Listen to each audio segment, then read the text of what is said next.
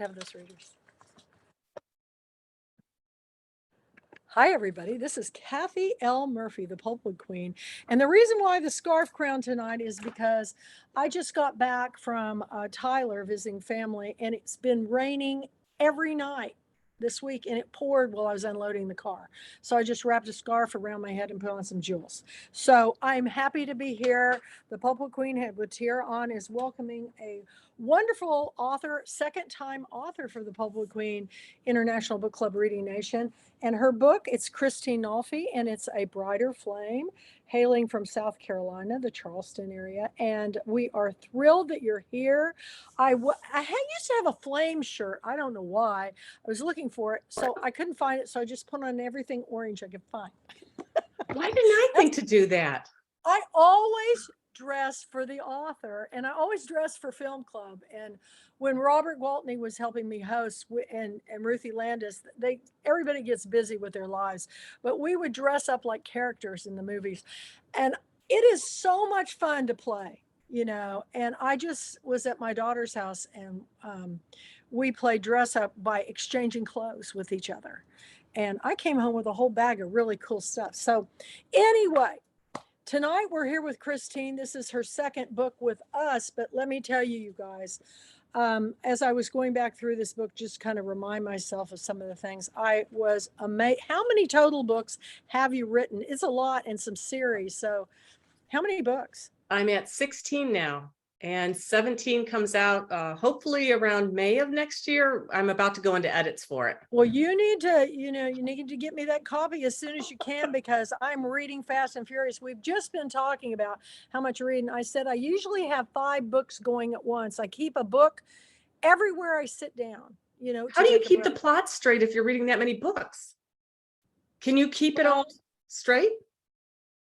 Sometimes I have to go back and read a few pages to get. I do that on movies. I stop a movie and then I just go rewind it a little bit and go, oh yeah, okay, I know.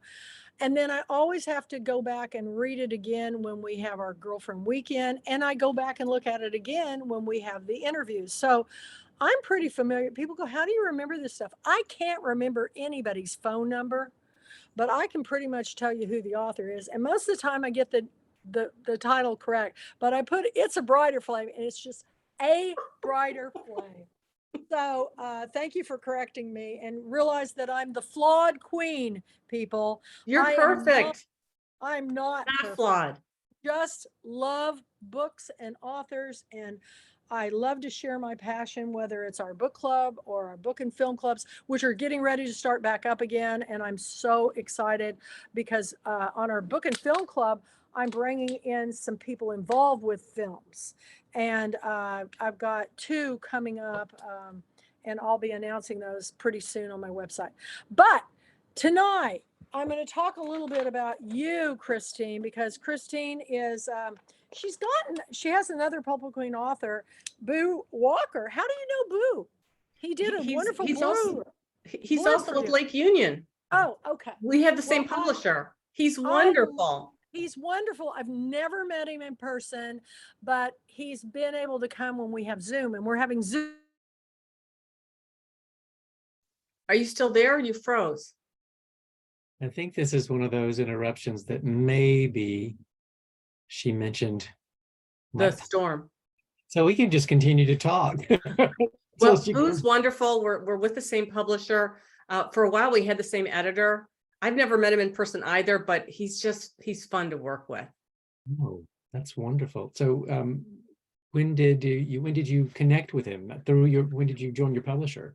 I started in 2010 indie publishing. I Random House and New American Library were interested in my first 2 books, and I waited and waited, and then a critique partner said, you know, you're waiting forever for them to give you an answer. I didn't fit into a predictable genre. They weren't sure where to place the books.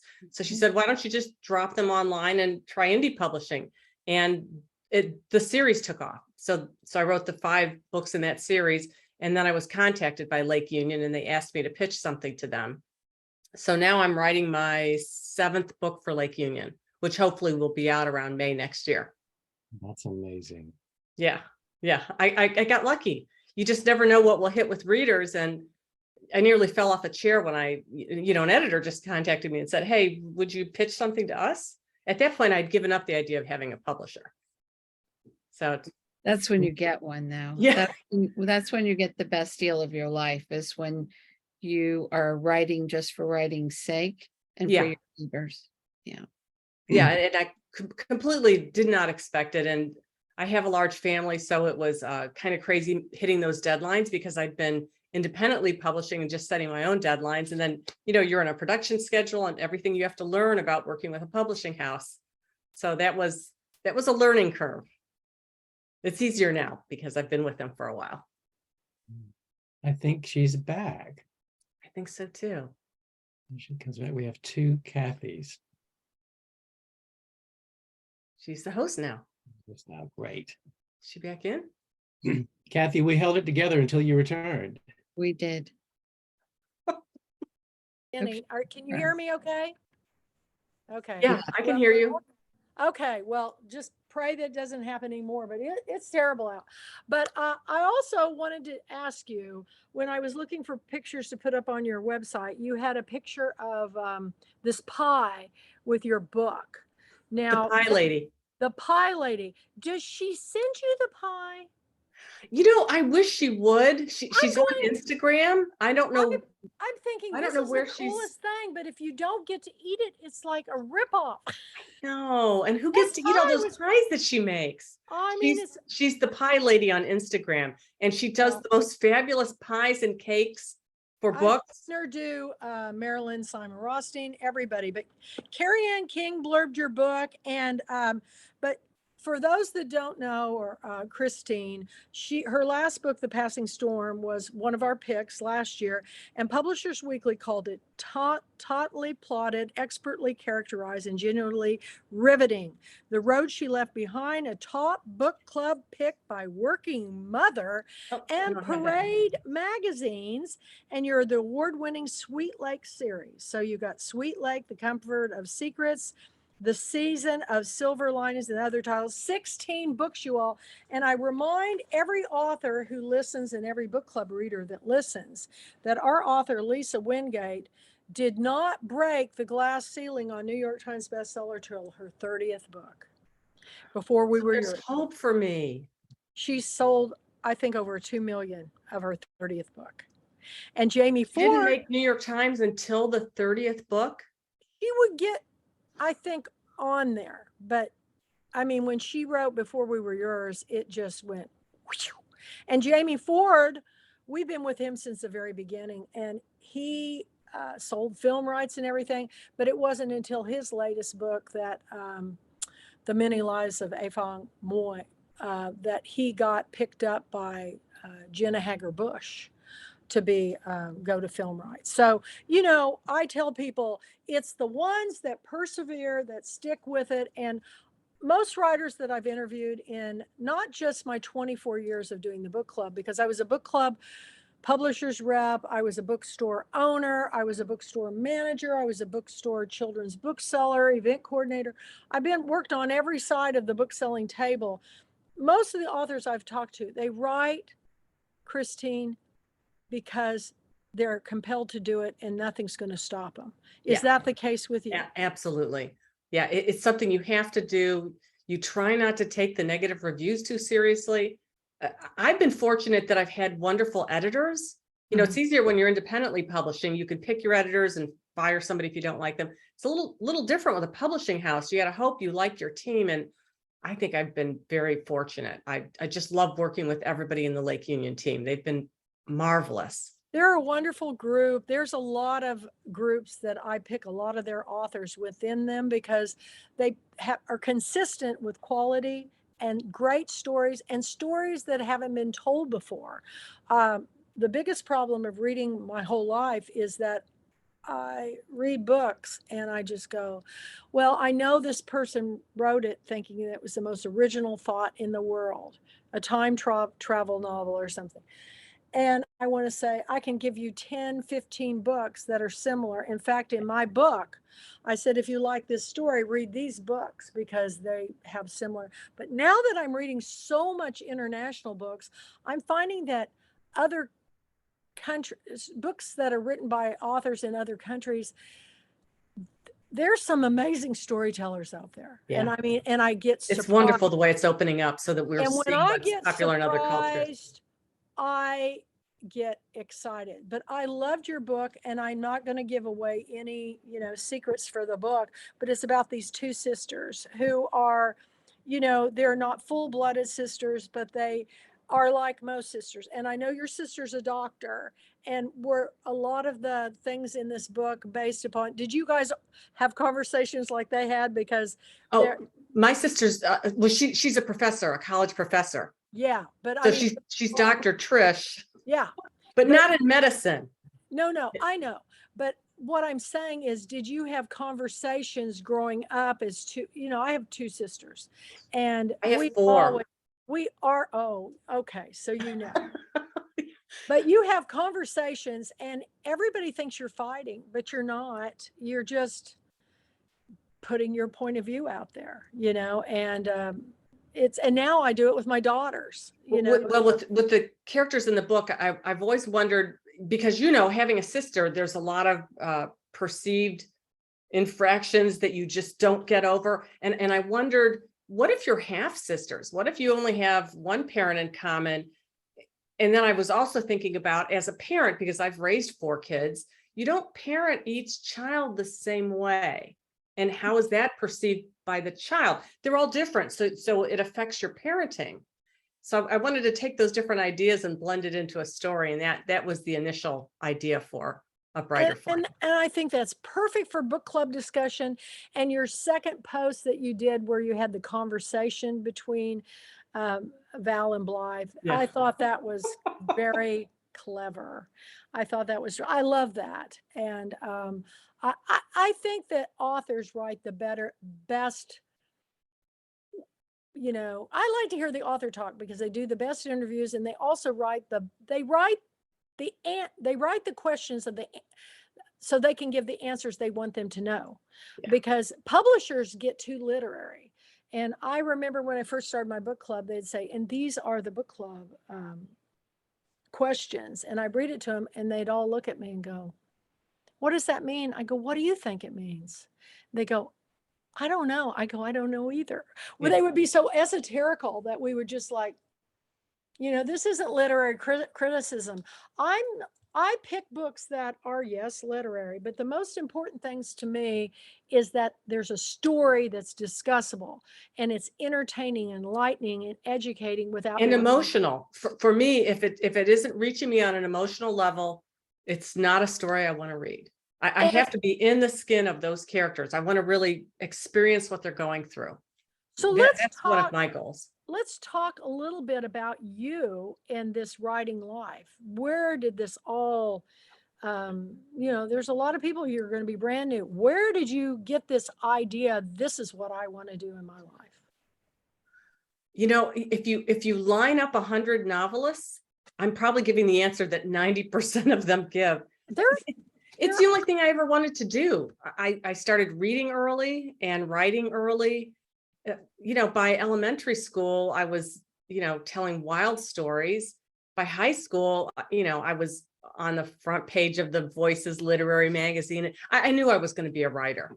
I just didn't know how long it would take to be a novelist. I was a realistic about, it's not something you can do overnight. So I went into public relations, and I freelanced, which led me to meeting a whole lot of people in different companies. People ask, how do you populate these books with so many characters? Well, I've met a lot of them. And then after I adopted my kids, I thought, I'm in my 40s now. I have to get serious about this if I want to write novels. So I sat down and just began. It's discipline. It really is. Yeah. And people don't, and when you do it, like I was raising my 2 daughters and ran a hair salon bookstore at the same time. It took me 6 years, and I thought that was a long time, until Angie Gattani told me it took her over 20 years to write her 5-book series Yeah. that she just released. And I thought, oh my gosh, I don't know if I could go 20 years. Well, and part of it is, if you want to write a novel, you're talking 400, 500 pages. You have to earn a living while you're doing that. So I tried in my 30s, but I just could never carve out enough time to, and I'm not a night owl, so I couldn't write at 2 in the I'm morning. not a night owl either, but you know, when I got Abraham Verghese's new book, I want you to look how thick. You know, that's not something that you can write overnight. So especially if it's your debut, you got to eat. So you have to be working a job while you're writing. It takes a lot of perseverance. So I know a lot of people watch the show because they want to be a writer. And I think that it's the passion for the written word that will keep you going even, and you just do it. I said, if you write a page a day, Yes. at the end of the year, you have a book. Right. The biggest part is you have to give yourself permission to write, even if it's 10 minutes a day before you go to work. You have to set down some sort of habit of writing. If you don't do that, then you'll get halfway through and you'll forget about the book, and 10 years later you'll wish you had written it. Yeah, I'm really late on this next book. But COVID stopped me because everybody said, did COVID affect your writing? Kathy, trying to research this book in the middle of a pandemic. My sister's in New Jersey, I'm in Charleston, and you know, you get into the copy edits and they're asking things like, did you double check the fire codes in Pennsylvania to make sure that the fire bar scene makes sense? You know, things like that. We had to do it all on the phone. Whereas, you know, in the past with a book, I would go and ask someone. I would go to a fire department in Pittsburgh and walk in and, hey, can I speak to someone? We couldn't do any of that. We had to do it all online, on the phone. It was tough. And the book before that, The Passing Storm, was equally difficult. Everything shut down right as I sold the project to my editor. They were actually evacuating Amazon's offices the day we had scheduled to have our phone chat before I started writing in earnest. So that was crazy too. There wasn't, luckily I had done some research in the fall ahead of time, thinking that I could go back and do more the following spring, but you know, everything shut down in March. Well, it was devastating because we have our annual convention, you know, in January, and we all went, had a wonderful time, and then March, we're in lockdown. Yeah, everything And stopped. it was like, and I'm a very people person, so it was really hard on me. And that's why I announced this week I'm going back to college, because I cannot sit in this. I'm going to do it online because I just can't commute to all the way to where I need to go. But it will give me a break from, you know, and it'll the more I do, the more I schedule blocks, you know. And Yeah. you know, I look at Kathy Ramsperger's here. She is so detail oriented. She sent me this photo album today. I don't even know how to open it. I can open the ones you sent me in the email, but that other thing, it says my computer won't open that device, whatever it was. I'll do it for you. Don't, you know, I'm not a technological person. So when they kick me off the Zoom thing, I have to go back to the beginning and get on. But you have written so many books, and your kid, tell everybody about your kids too, your 4 children. Well, I had a small marketing firm in my late 30s, and we'd been trying to adopt for years in the US. And long story short, back then in the early 90s, the adoption laws were different. It was difficult if you were in one county to try to adopt a child from another county. If you were trying to go across state lines, it was even more difficult. So we had been trying to do that for years. I was writing a press kit for a company. I missed the deadline, the only time I've missed a deadline. And so the president of the company asked me, could I run it over to his house? So I did. His wife opened the door, and 7 Filipino kids spilled out with her. They had 2 biological children, and then they had adopted 7. She had been a school teacher, and he had been like tinkering in the garage, and then came up with a component for the automotive industry that made them rich. So thinking as they were very down to earth people. They had adopted all these kids. So they gave me all the information, a name. The next day I contacted an international agency in Seattle. And as it would happen, the day before that, somebody from that agency had been over in Manila and had bumped into the missionary that ran the shelter where I would adopt my kids. And he had handed her one more case study, which she then faxed to me, and that's my kids. And it just, That's I'm giving crazy. myself goosebumps. And it Gives just, me it just, goosebumps. and we were planning to adopt 2 kids. And then I read the story about my 4 children, and I knew they were my kids. I knew this is it. These are my children. And a year later, I was on the steps of a shelter in the Philippines. It's just, it makes my heart sing when I hear this, because there's so many kids in this world, here and abroad, that just want Well, somebody to love them. Kathy, sometimes it makes me crazy when readers will review my books and they'll say, this is too happy. Real life isn't like this. The daughter who's about to have a baby, my youngest daughter, Yeah. her husband is from the same orphanage that she's from, where I adopted her. And they're about to have their first child. There are only 200 families worldwide that have adopted from that particular children's shelter. 200 of us in Europe, North America, Asia. There aren't a lot of us. And we moved here. We just happened to bump into his parents. And then the kids all met, and Margie and Robert fell in love and are about to have their first child. So It's so this cool. is why I believe in hopeful endings.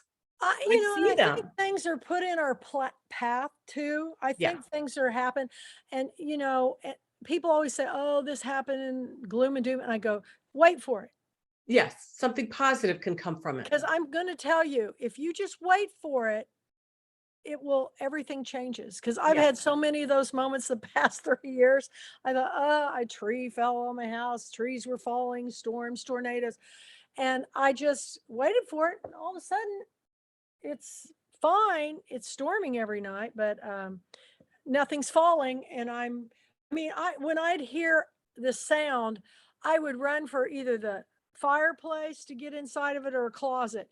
And I had 11 trees around my house get hit by lightning and started falling.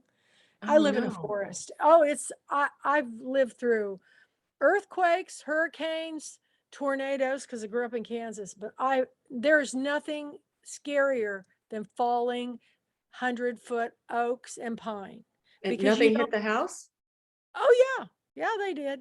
They hit it, branches came down, and it was during ice storms, and the companies that are covering you go, well, we don't really cover falling trees. And I go, oh my gosh. Well, has it fell on your house? I go, it's leaning on it and is coming down. And they Oh, go, well, no. until it falls, we can't get rid of it. So I had to pay to get them cut down. Oh, And no. but you know what? I'm here and I'm happy as a clam, and I'm so excited to be here with you and your wonderful book. And how did you come across this title, A Brighter Flame? I love books that bring in the elements, like wind, earth, fire, I love this. And I just think the way the leaves are placed is just Yeah, 2 beautiful. sisters. Yep. Oh yeah, two Yeah. sisters. But Alike yet different. And, oh and yeah. my editor and I, we kept talking about we have to find a way to bring fire into the titling some way, because it begins with a fire that, she thinks it's the end of her life, but it really sets her on a better course. And I don't want to give away the ending, but I don't want you to, yeah, because people get really upset when you give away, Yeah. key moments. don't want to do that. So we How kept playing creepy. around, and my editor came up with the title. Good for her. She did a great job. And I just love the way it looks. It's just really captures you, and you want to read it, and you really get the person hooked right from the get-go. But I cannot believe you've written 16 books. Now, this started in what year? 2010 is when I finally decided. Just in 2008, I submitted the books to Random House and New American Library, asked to see the first 2 books I'd written. So I found an agent, sat around waiting. They, I don't think book club fiction and women's fiction, I don't know if it really existed in 2008. They were thinking only physical bookstores. Where would we slot her books? She's not a mystery writer. She's not a romance writer. We're not really sure what she's writing. We love these books, but where would we put them? So On I the think, bestsellers list is what I tell them. yeah, I just think take it and go, put it in the front of the bookstore. I think we need to get beyond boxes. I always tell Well, people, back then it was still the physical bookstore. Once everything went electronic and ebooks, that pretty much dissolved genre reading. You know, think of all the mixed genre books we have now. You don't have to be just one thing the and way you had to and when it was all physical. you don't have to write all the same genre too. Exactly. You can hop around a little bit. And I love it when people go back and forth between nonfiction, fiction, and different mysteries to, you know, cozy mysteries or whatever. Yeah. But yeah, I really think it's giving a better playing field. But as far as the big publishers, the books that are coming out that really get publicized are the ones that have the tremendous following and of Yeah. course the money. So Sure. it's a little upsetting to me. So that's, thank goodness for Lake Union and all these other people that are helping authors as groups.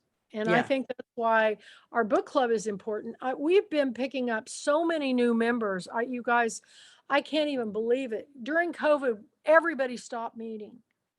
And now they're just really now starting to getting together again. They lost their momentum, but these new people are really There are a getting. lot of younger readers that I've done Zooms with book clubs now where the last one I did, I think everybody was in their 30s. And I think one of the members was in her 20s.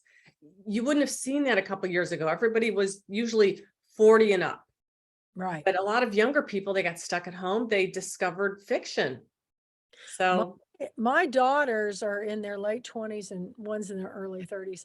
And their friends, they're all voraciously reading. They go to book festivals together. And I go, we didn't wonderful. even do that. You know, we didn't do, they always go to Colleen Hoover's she's got a big Lollapalooza or something in Dallas. They Yeah. always go to her conference and they love it because you get swag and all this stuff. But I took them to Book Expo, and when in 2000, I'm trying to think what year, 2011, I took him to Book Expo. And when we met back up, I go, you guys go this way. I'm going to go. I have things that people I want to go see. When I came back, I had nothing. I had no books, bags. My girls have totes, sweatshirts. They're Loaded with stuff. I go, what's the deal? And they go, Mom, we didn't have to do anything. They go, oh, you're in a book club, and Hand it over. they had the shirts on and they were Yeah. young. They said, come in here. And they just said, would you like this? And they go, sure, sure. I go, well, yeah, the first time you come, you just take everything. But my daughter spent, one daughter spent an enormous amount of time with the Russian publishers because she loves Anna Karenina. And she, you know, I go, so they brought into a lot of books graphic novels, things that I wouldn't look at. And, but they did better than I did. So I spent the time talking to Robert Gray at Shelf Awareness saying nobody will talk to me. And it's true. I went into publishing's booths, and I've been a book publisher's rep, and I go, hey, who's working this booth? And somebody would come out and they go, what do you want? And I go, well, I want to talk about, you know, this book, Dolly Parton's newest book. And they go, uh-huh. And I go, I really would like to get her to come to my book club. And the girl looked at me and she turned around and walked away. Seriously. Mm-hmm. And it was not last year, but the year before when we were live, we had the executive director for the Dolly Parton Imagination Library come and speak to our book club. And I have been running I helped start a Dolly Parton Imagination Library in Texas. It just cracks me up. So I just go to the source now because, you know, I talked to another publisher about Joan Rivers because I used to do her hair. And I said, you know, will you tell Joan that I said hi? And if she's back in Shreveport, we would like to have her come to our convention. And they go, no, she's not going to do that. I go, I know her. And they just look at me like, Yeah, sure you do. I really do know her. Every time she comes to Shreveport, she asks for me. So it's just one of those things. But I'm the most, you know, I have the largest amount of book clubs internationally. I mean, Oprah and Adriana now are huge. I mean, Oprah's just started everything. But there's a lot of big book clubs, but I still am basically unknown. I mean, How is that possible?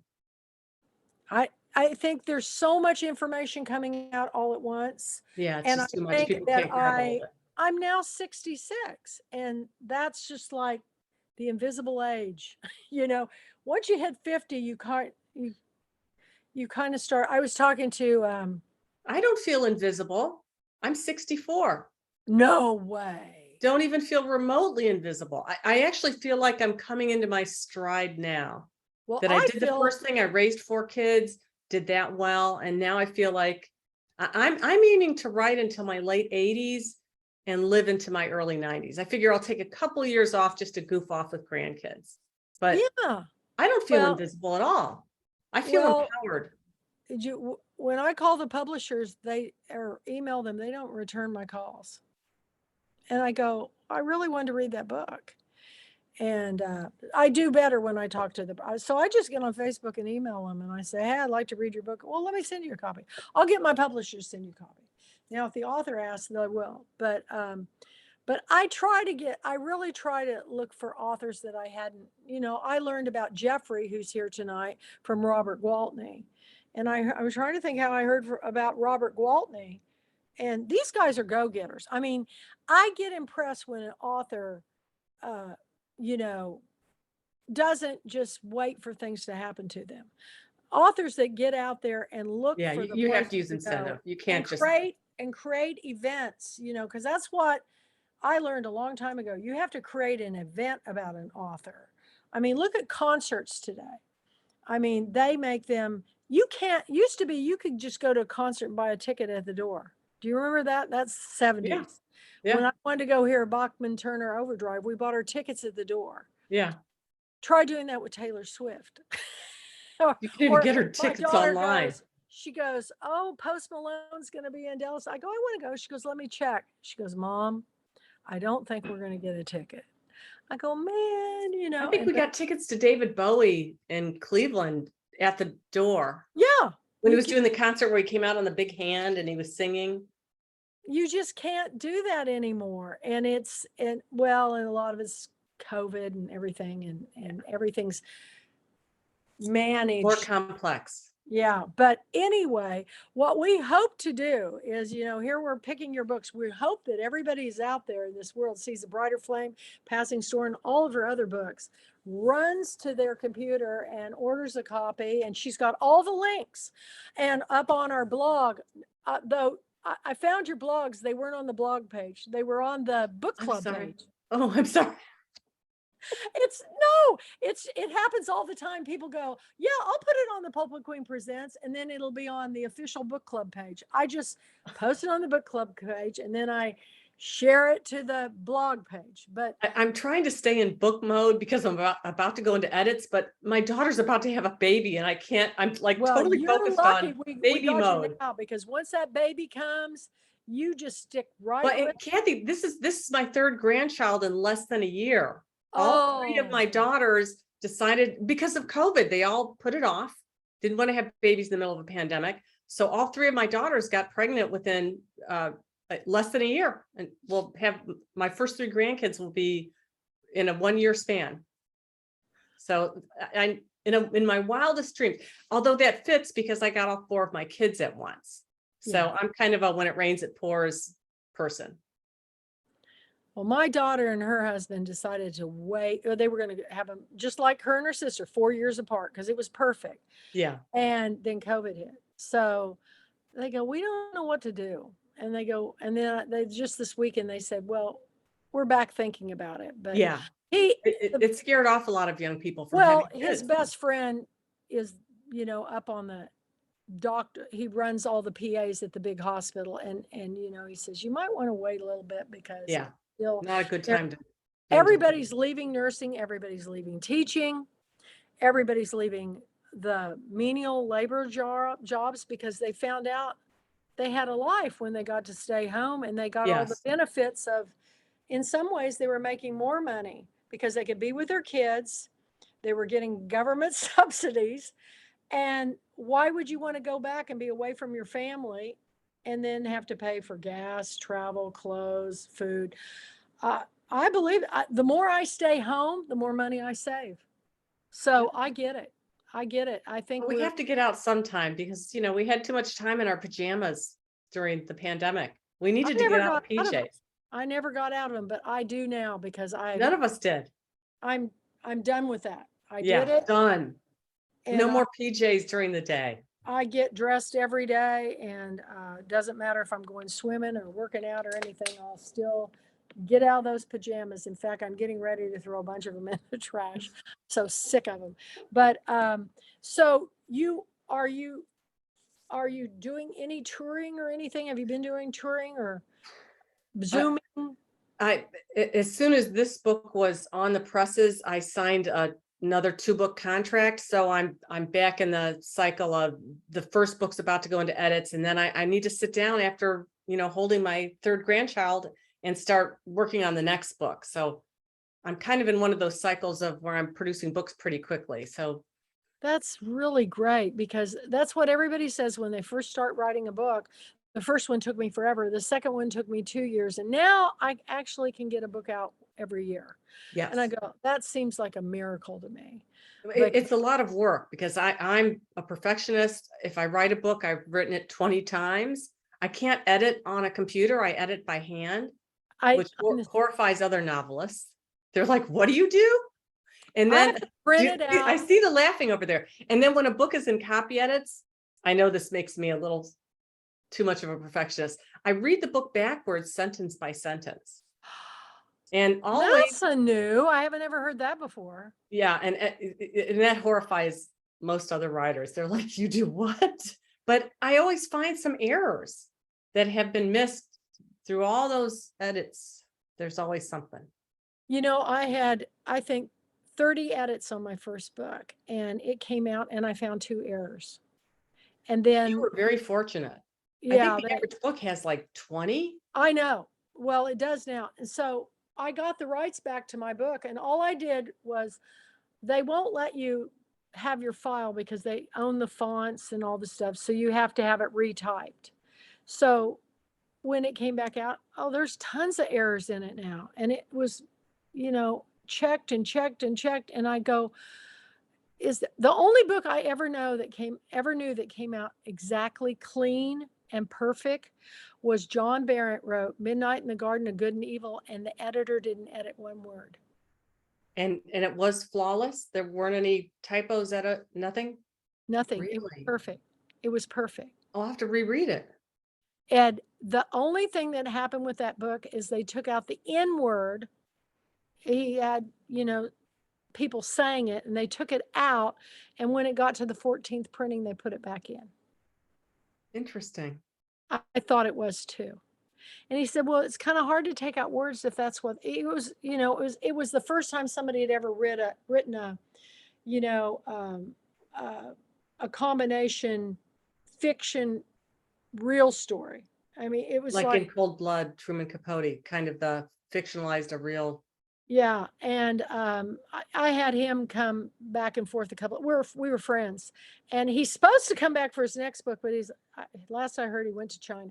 So I don't know, COVID, everything's happened. He's got a book coming out on the BP oil spill set in New Orleans. Oh, that'll be interesting. Well, yeah, he read part of it at our girlfriend weekend, and I was on the edge of my seat. And it involves offshore drilling workers.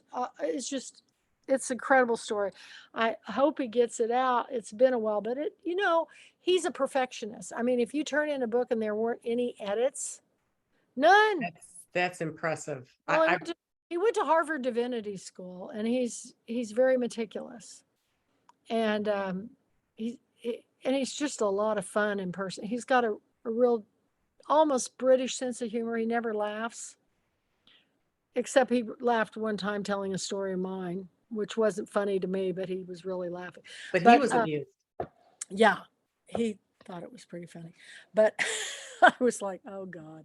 Anyway, but I think it's most people now, you're right. There's like somewhere around a couple dozen mistakes. I think part of it is publishing has sped up so much that and everything's on a computer. If you're looking at a physical copy, it's easier to catch an error. Well, and there's one editor for the publishing house where there used to be 15, and so how do they get those books edited? There's no way. Lake Union has a good system. I mean, I have an editor, a developmental editor, a copy editor, and a proofreader. and then somebody comes in behind them and we do a cold read.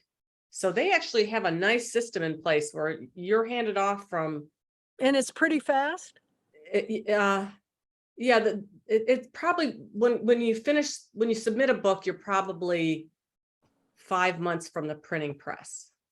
Now, You know, do they? because they give Yeah. you time, because you go through developmental edits and they'll give me time to go back and deepen something, or they'll question somebody's POV and they'll give me time to deal with that.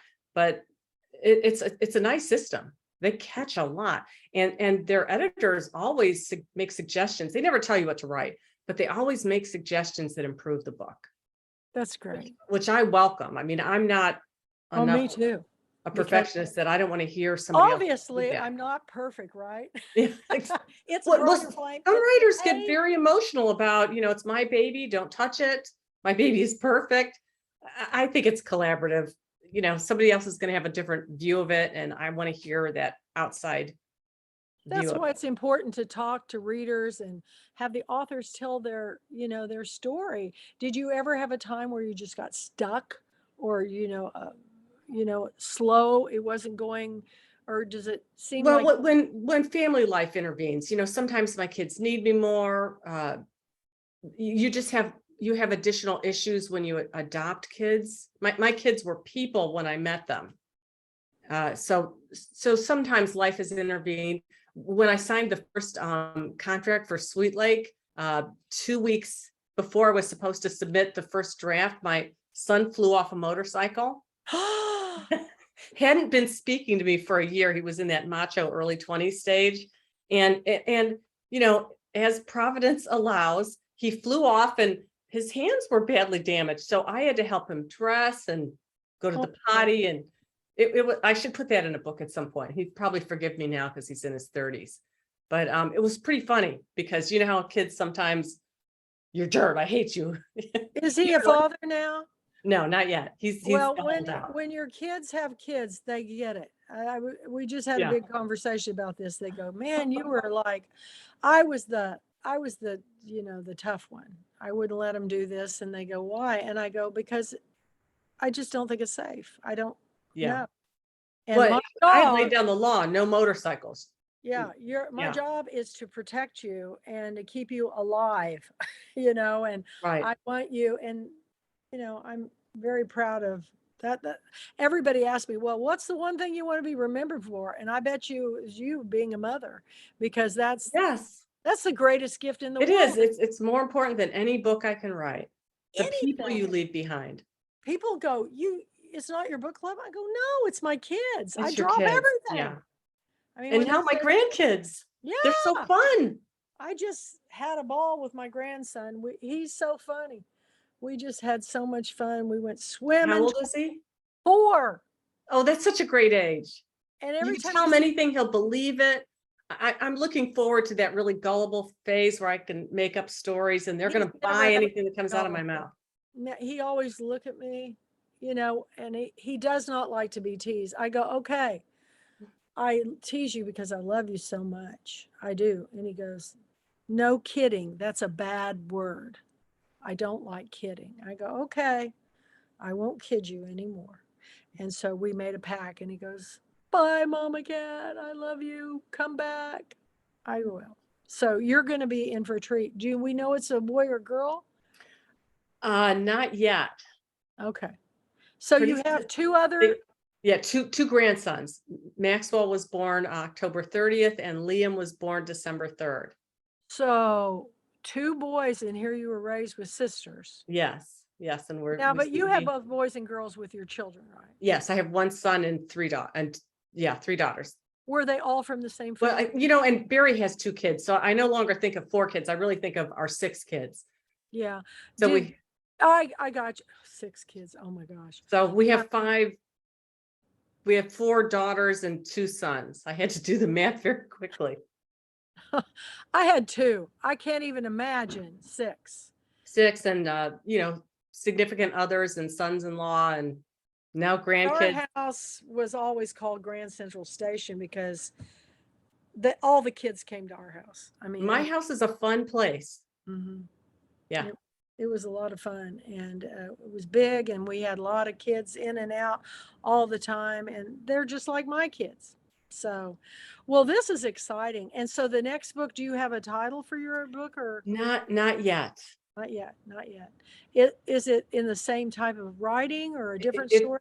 it's also a family drama. It deals more deeply with adoption. I've touched on adoption in several different books, but now that my kids are all in their 30s, I feel more comfortable exploring it in a more deep and raw way.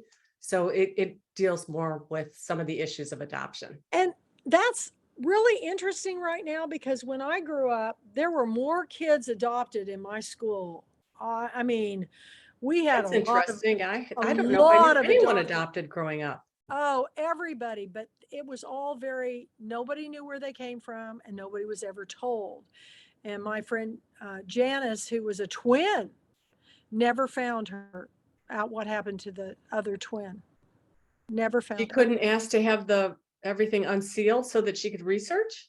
And her dad was an attorney. So she did everything. She's a college professor. She never could find out.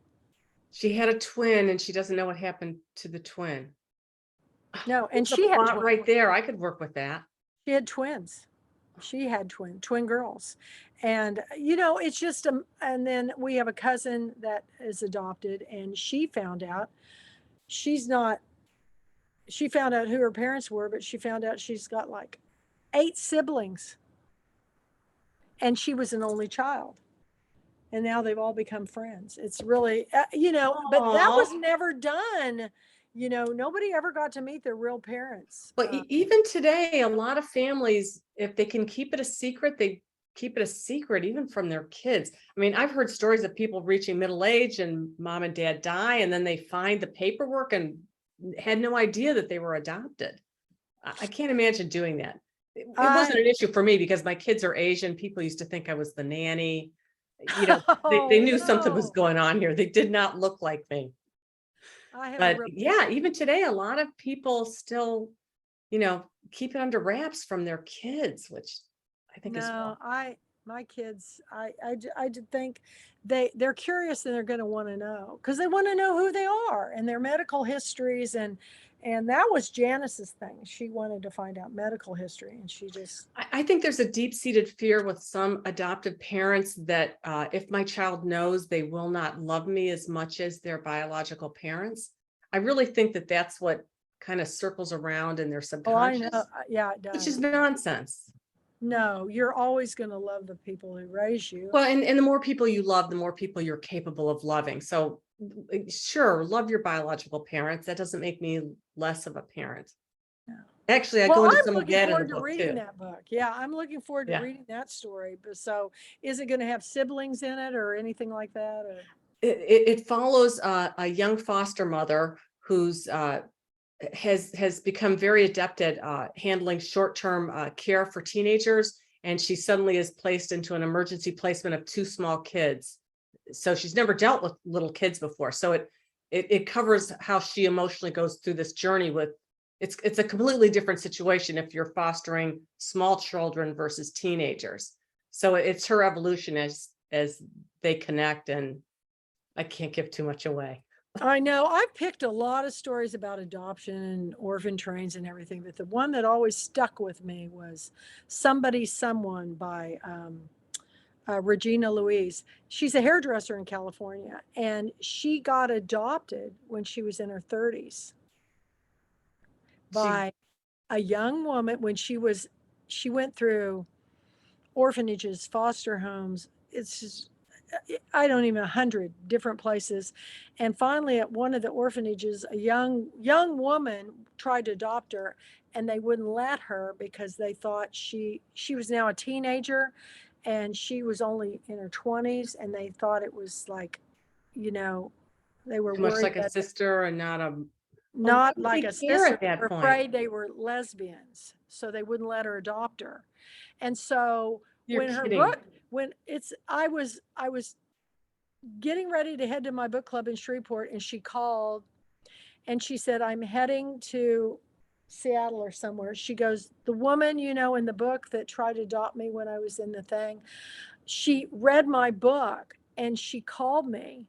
and she said, I wanted to adopt you, and I'm married now and I have a son, but I'd love to see you. And do you know that they got together and she said, I'll adopt you now. And she did. And she's like 35.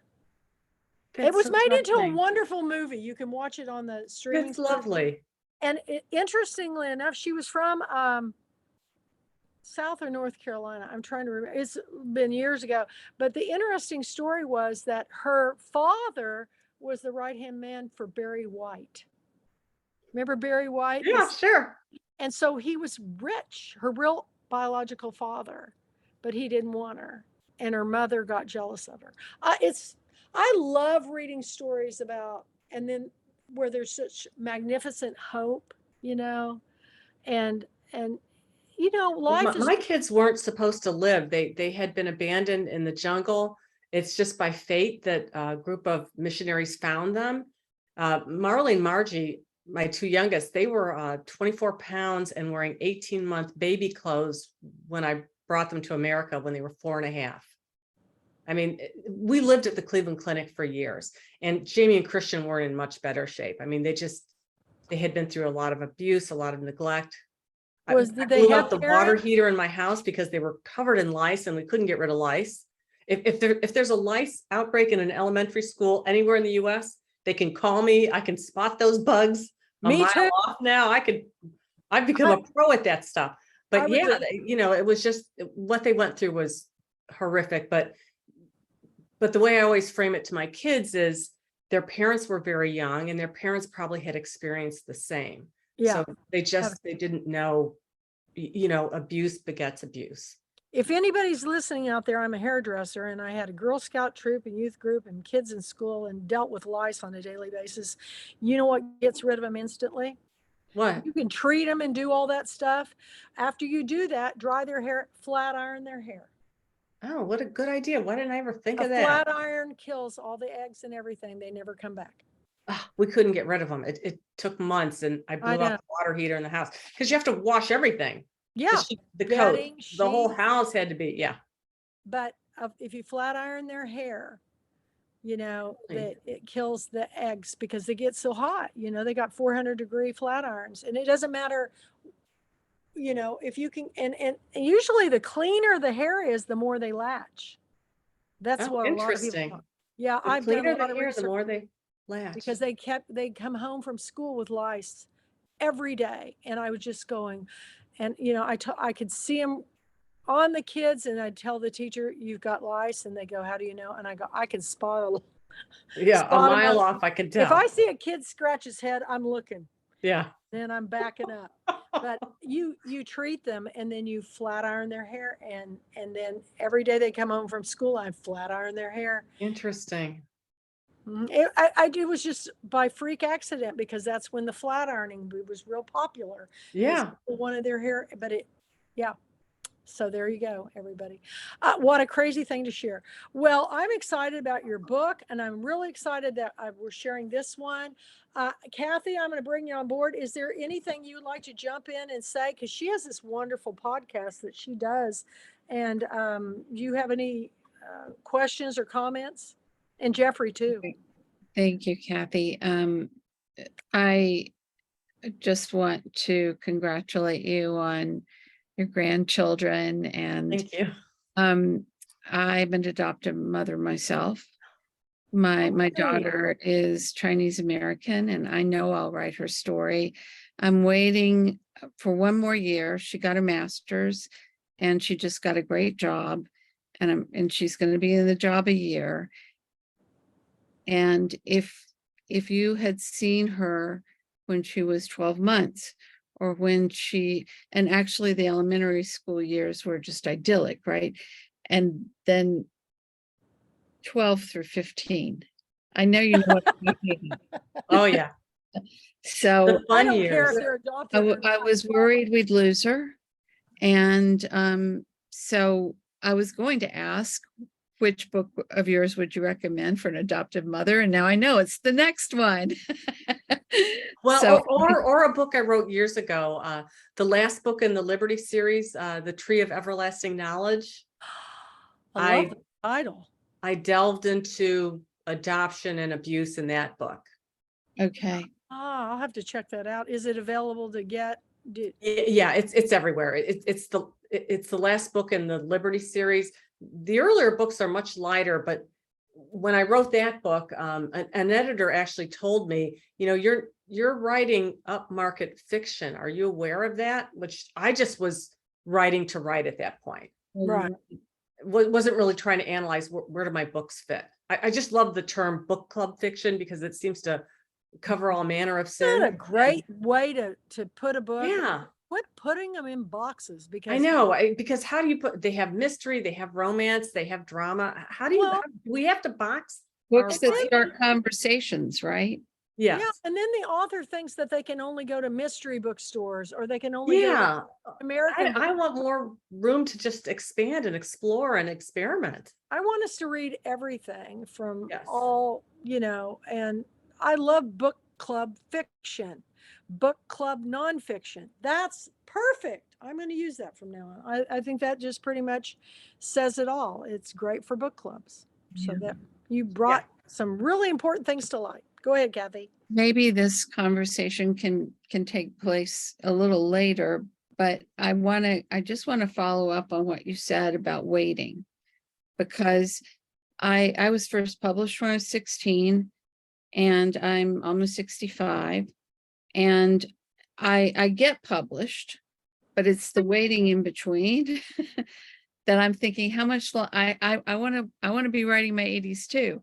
But that's only 20 years. Yeah, So I know. You gotta get to it now. I wait 3 or 4 years Yes, between she's books. picked two of her books. So if But you have- can't.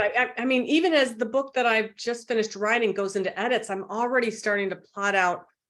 I'm playing my what if game for the next Right. book because that's how I always begin. Well, What if this? it's not my writing that I've got books in my drawer. They're all ready. It's the publication process. And so I just love to know what gave you the courage to jump out of that process and into yourself, because I'm almost there. So I mean, what gave me the motivation to start writing? you had said that your writing group said, come on, In you're indie waiting too publish. long. Just go ahead and do it. And it's okay if we don't discuss that. No, honestly, the reason why I jumped was my marriage to my children's husband ended suddenly. I wasn't expecting it. And so my whole world seemed to collapse in my mid 40s. And I think, and I still had 4 kids to raise on a 12-acre farm with no help, and the money was dwindling. I think it gave me kind of a what the hell attitude. You're out of the nest, didn't it? Yeah. You played life safe. You've done everything the right way, and everything blew up anyway. Jump. And so Jump, Kathy, jump. yeah, you just have to. I'm just about to. Yeah, you have to just jump, and I do believe that saying, leap and the net will appear, because it's happened a million times in my life where I think, oh my gosh, well, adopting my kids, we cashed out all the money we had, our retirement accounts, everything. Didn't have the money for 4 kids. Who has that kind of money in their 30s? And I wouldn't give anything to my kids, are everything. Right. So you just have to jump and trust that it will be there. Everything Were you they- need will be there. I forgot. Were they all from the same family? Yeah, my kids Yeah. are a sibling group. I'm so glad, because they should be kept together always. Yeah. Well, in this country, they split up sibs all the I time, know. which is, but that Wrong. particular shelter would not have split the kids up. They either would have found a family or they would have raised them at the shelter. They would not have split the kids up. That's great. That's fantastic news. I'm So so Kathy, just leap, whatever it is that's causing the self-doubt, throw thank it off. It's a lot of, it's not my own mind talk. It's others' mind talk. Ignore it. Yeah. Thank you. I want to give time to Jeffrey though. I know. yeah, Jeffrey. Hi, Jeffrey. Hi there, Christy. I'm so glad to meet you. I've met so many authors through Kathy, and been introduced to so many new books, and so I can't wait to dig into yours. There's so many to explore. I'm in awe. And something you mentioned, talking about families and kids and jumping into, the void, knowing that there's a net there. It's all very emotional. And something you said earlier, you said that when you read, you really want to be, it's like I tried to type something down. You want to be touched emotionally when you read. That's what.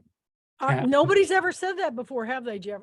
I've never heard that in any of my book talks. That's the first time. No, that's the first time I've ever heard that. And it's so true.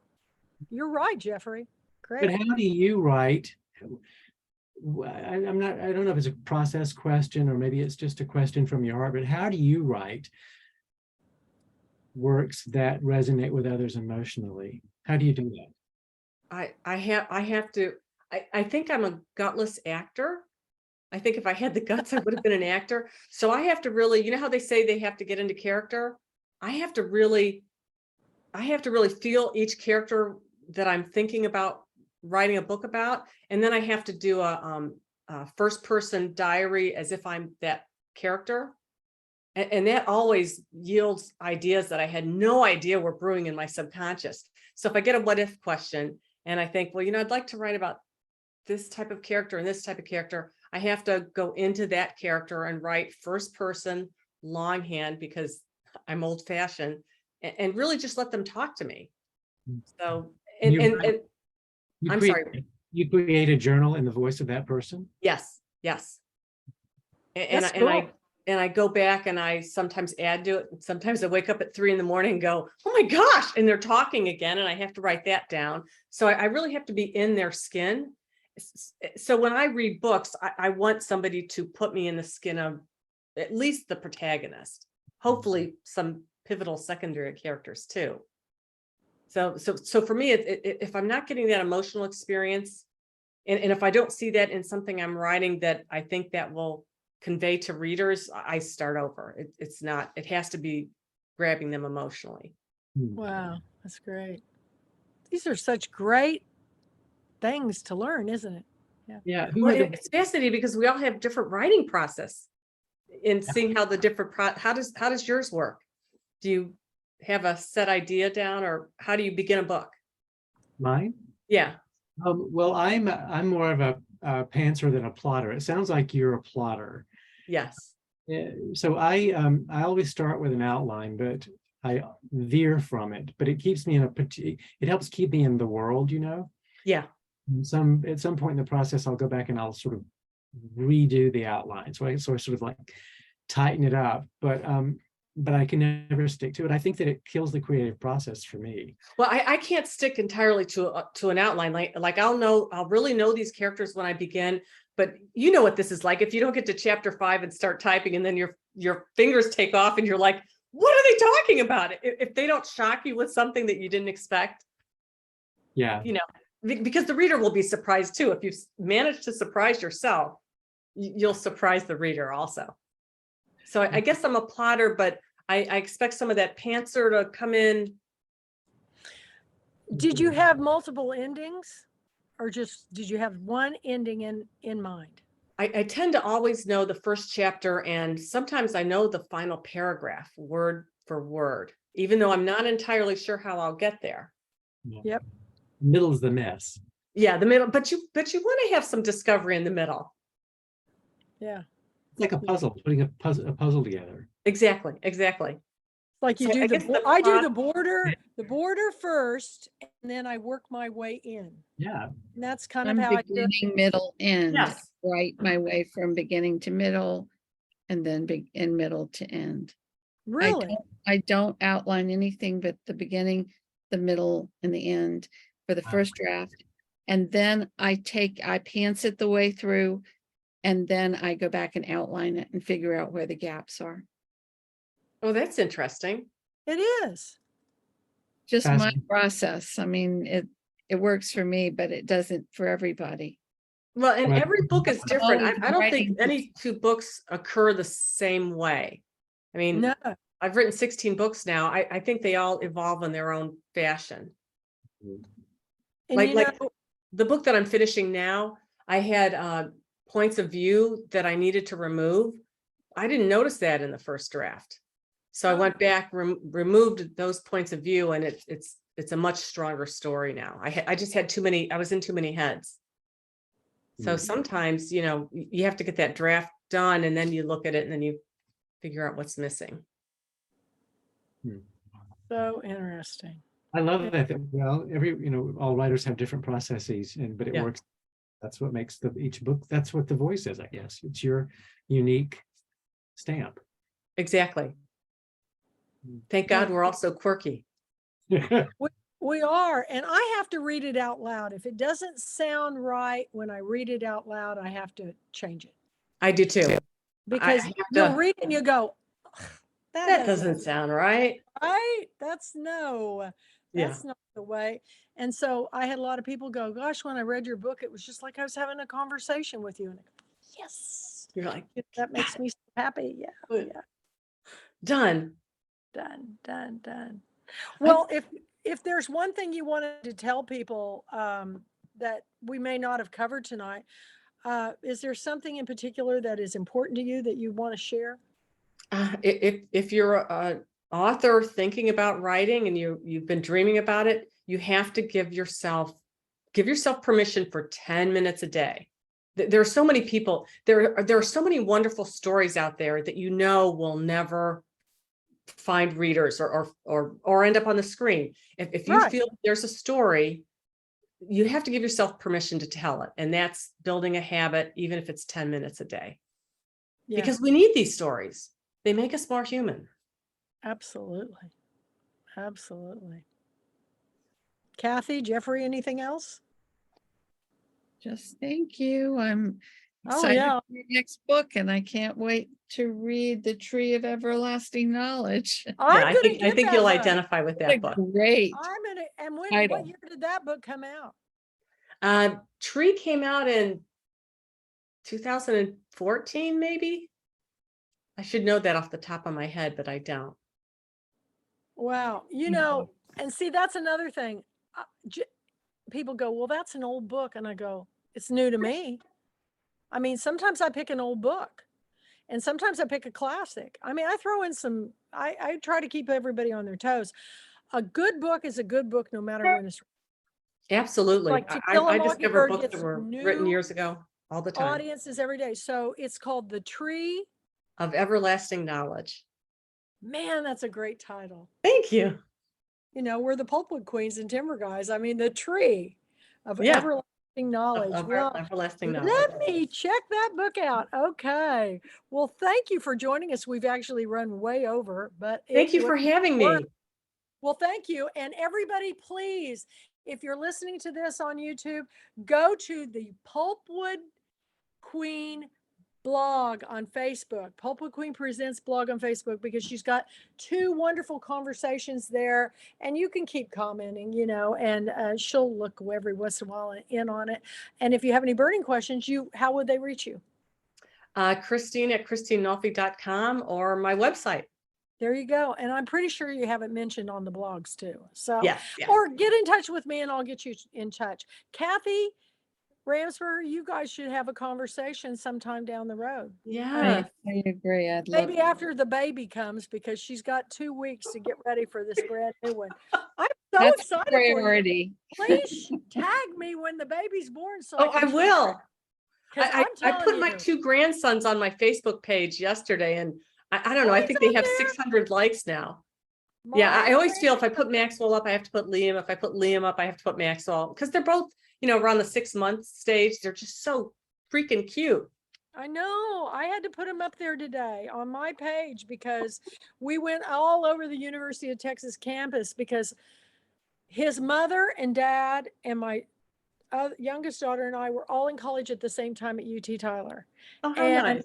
we had a picnic at the lake. We fed the ducks. We went and saw the turtles. We were getting transcripts sent to the Texas Women's University. But anyway, yeah, I understand why these grandmothers pull out those books now, because, don't get me started on that grandson. But I hope to have another one. And it's a boy, so I know nothing about boys. So this has been really. I know. And boys are, everybody talks about different. little girls, but little boys are a blast. They're so They much are. fun. They are, and they're just little tough guys. It's just adorable. Girls are a lot of work. I'm Well, sorry. after My- puberty, they are. It's like, ah, Oh my gosh, I had yeah. one, the little prissy dress up girl, and now she's nothing like that. And then my one that was a real tomboy, she grew up and she's never in it. She's always in a skirt. And I Yeah. just go, they Do I flip know her- you? Do I even know? No, they're wonderful. And I love them, and my son-in-law and the boyfriend. We all had a good time. So thank you. And please do share, tag me. I really want to, I will. I want to see a photo of you. And what's your grandma name? Grandma, I just want to be Grandma Nolfi.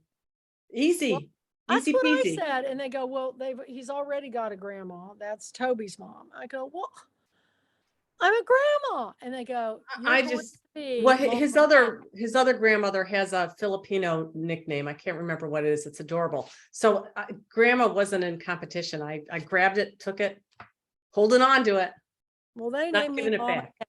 Mama Cat. And I go, and I love it because when I see him in East Texas, people say things in threes.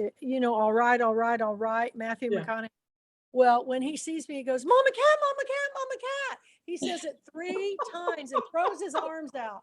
And I don't know, it's the coolest welcome in the world. And It is. it's awesome. So I'm very excited for you.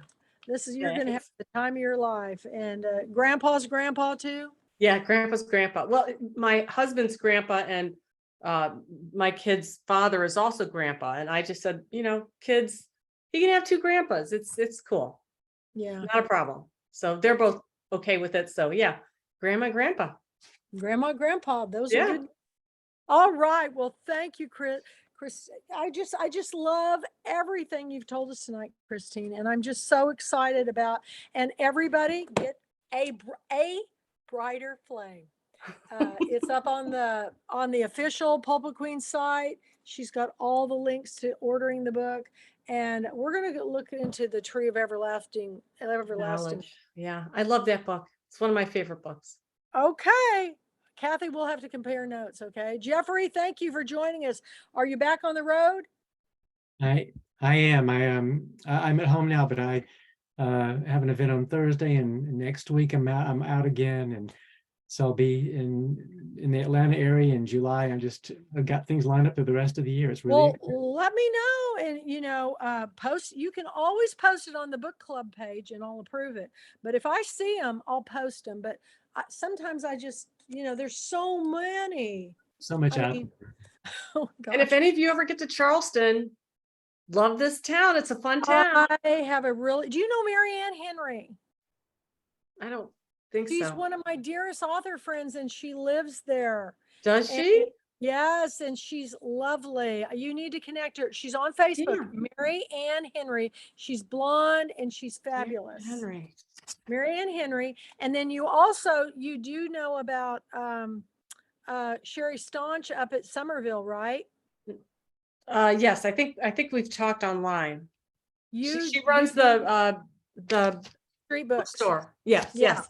I think Main we've Street Books. yes. She's fantastic, and the store is cute, and she's a go-getter. So anyway, those are 2. And then my Beaufort chapter would probably love to have you come. You're not very far away from No, it. I'm not that far from It's my Beaufort. big my Mini road trip. Yeah, that chapter's now I think my biggest club in the country. Really? Well, it's a Pat Conroy Center. So of course. yeah, you want to go Really there. me. So Which I have not seen yet. I'm embarrassed to say. Well, when you go, ask to see Pat's pants. There's a story. But Okay. Jonathan Hood is the executive director, and tell him that you're in Charleston and you're a pick, and I'm sure he'll have you come down.